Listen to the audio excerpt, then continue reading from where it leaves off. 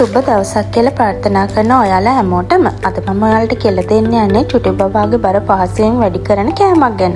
මේකට අපිට ඕනේ සව් ටිකක්, ඒ වගේම රට ඉන්දියා.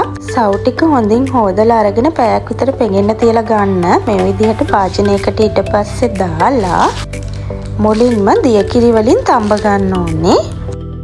තව මේකට උපු පොල් කිරි ටිකකුත් ඕනේ. දැන් සව් ටික හොඳින් තැම්බීගෙන තමයි එන්නේ. සව් විනිවිද පේන ප්‍රමාණයට තැඹුණාම හොඳටම රට ඉන්දියේ පොත්ත ඉවත් කරලා මේ විදිහට හොඳින් පොඩි කරලා ගන්න. දැන් මේ ගානට සව් ටික තැඹුණාම ලුණු කුට්ටිකුත් එකතු කරගන්නවා.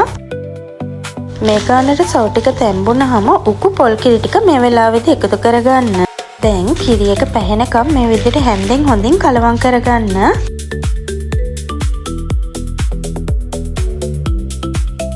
දැන් සව් එක රෙඩි.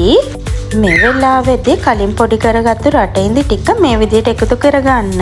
ඔයාලට රටින්දි චිරාප් තියෙනවා නම් මේ වෙනුවට පාවිච්චි කරන්න පුළුවන්. මේ විදිහට සව් හදාගත්තාම හරිම රසයි. බබත් ආසාවෙන් කයි.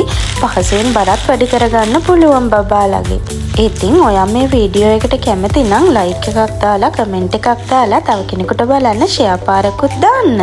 මගේ YouTube channel එකේ බබාලට කෑම වර්ග ගොඩක් තියෙනවා. ඒවත් ගිහින් බලන්න. ඔයා තාමත් මාව subscribe කරලා නැත්නම් subscribe කරලා එහා පැත්තේ තියෙන bell icon එකත් press කරන්න.